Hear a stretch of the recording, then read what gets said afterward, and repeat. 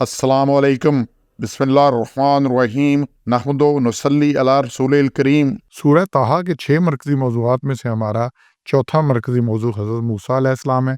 इसके 6 हिस्से हैं।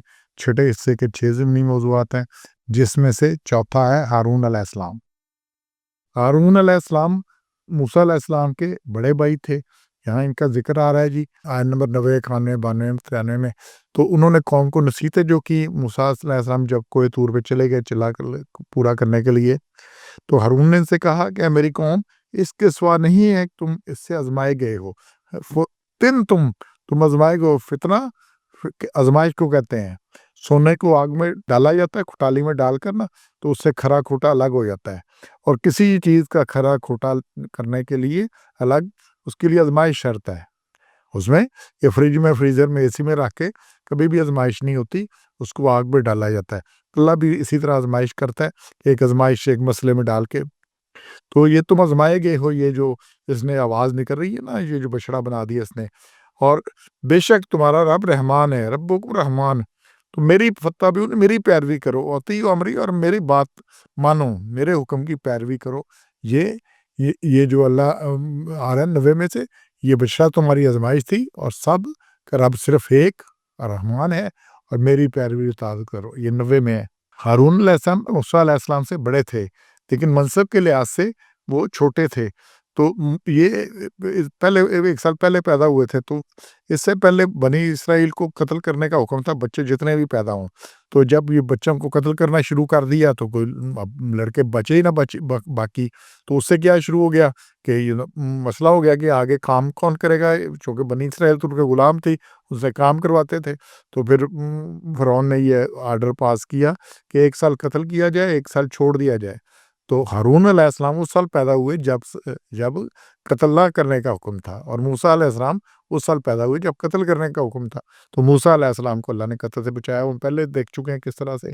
तो कौम को शिरक में मुब्तला देकर हज़रत मूसा बहुत सटपटाए और सख्त गज़बनाक हुए। वो भी चंद रोज़ के लिए गए थे, मतलब ये कोई पूरी उम्र के लिए नहीं गए थे, चंद रोज़ की बात थी। तो हारून अलैहिस्सलाम को उन्होंने सर और दाढ़ी के बालों से पकड़ लिया, और हारून अलैहिस्सलाम ने मूसा अलैहिस्सलाम से कहा, मैंने तो कौम को शिरक से सख्ती से रोका, मगर इनकी अक्सरियत इसमें मुब्तला थी, लिहाजा उन्होंने मुझे दबा लिया और मेरी जान के दर पे हो गए। मैं सख्ती मज़ीद करता तो कौम में खाना जंगी छिड़ जाती, लिहाजा मैंने आपके आने का इंतज़ार किया। तो यही बात कानने में आ रही है कि उन्होंने कहा, ये कौम ने क्या जवाब दिया, लन नबरहा, हम हर दिन जुदा ना होंगे। बड़ा कहते हैं अपनी जगह से हट जाना, जुदा हो ना, ये जो हमने मबूद नया गढ़ लिया ना, इससे पे बैठे रहेंगे। अलह आकिफीना, जमे हुए, ये अकफ किसी जगह जम कर बैठना, तज़ीम से बैठना, इसी से इत्काफ है कि हमने जम कर तज़ीम के साथ बैठेंगे इसके आगे, ये मबूद है हमारा। हत्ता यरजिअ अलैना मूसा, यहाँ तक कि मूसा लौट आए। तो उन्होंने कहा हम इसी पे अड़ी है, हमने बाज नहीं आना। और फिर 92-93 में अगली बात आ रही है, हारून अलैहिस्सलाम से सख्त बाज़पुरस और नाफरमानी की जवाब तलबी की उन्होंने।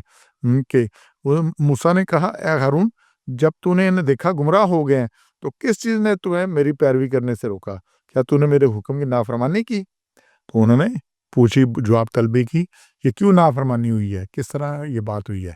फिर 94 में ने हज़रत हारून का जो जवाब है वो है कि उसने कहा, मेरे माँ जाए, ना पकड़ मेरे दाढ़ी और सर के बाल, बेशक मैं डरा कि तुम कहोगे तूने तहलका डाल दिया है बनी इसराइल में, और मेरी बात का ख्याल नहीं रखा। तो उन्होंने कहा, मैं तो इसलिए डरा कि नरमी की गुजारिश की हज़रत हारून ने कि सख्ती ना करो, मेरे बाल ना खींचो, मैंने तो फ़रका से बचने के लिए ही सब कुछ किया।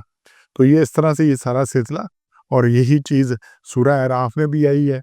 वहाँ आप देखें 7 नंबर सूरत है, 150 में से यही किस्सा शुरू हो रहा है। पहले सारी बात आ रही है कि जब मूसा लौटे तो अपने कौम में गुस्सा से भरे हुए, क्योंकि उन्हें कोई तूर पे खबर तो हो गई थी ना कि कौम ने बछड़ा बना लिया है। तो उन्होंने कहा कि हारून अलैहिस्सलाम से, तूने बड़ी बुरी मेरी खिलाफत की, नियाबत की, तो क्यों तो इस ऐसा हुआ?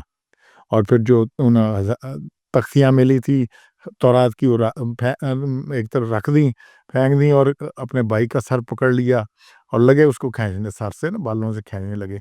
उन्होंने कहा, मेरे वहाँ जाए, लोगों ने मुझे कमज़ोर समझा और करीब था कि मुझे बाहर डाले, तो न मत उनको मौका दे कि मुझ पर हंसे मेरे दुश्मन, और ना गुनाहगारों के साथ मुझे मिला।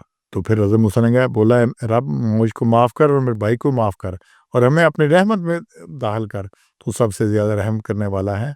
تو اس طرح سے یہ سارا سلسلہ یہاں پہ آ رہا ہے۔ یہ قصہ ہارون علیہ السلام کا آ رہا ہے، انہوں نے کوشش کی سارا کوئی، لیکن قوم کو موقع ہی ملتے ہی شرک کی طرف۔ انسان کا المیہ یہ ہے کہ موقع ملتا ہے خرابی کی طرف، موقع ملتے ہی صحیح رکھنے کے لیے محنت کرنی پڑتی ہے، خرابی کے لیے کوئی محنت نہیں ہے، خوبی کے لیے بڑی محنت کرنی پڑتی ہے۔ تو اپنے آپ کو سیدھا رکھنا ہو نا۔ اب یہ دیکھو روز نماز کے لیے فجر کے وقت اٹھنا کتنا مشکل کام ہے، اور نہ اٹھنا موج ہی موج ہے۔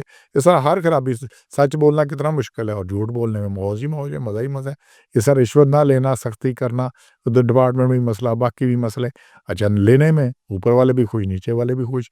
تو خوبی بڑی مشکل ہوتی ہے، لیکن خوبی جو یہاں مشکل ہے اس کے انشاءاللہ بعد میں نجات ہے، اور یہاں خرابی جو ہے یہاں اس فائدہ تو ہے لیکن بعد میں بڑی لمبی اس کی پکڑ ہے۔ سبحان ربک رب العزت عما یصفون وسلام علی المرسلین والحمد للہ رب العالمین۔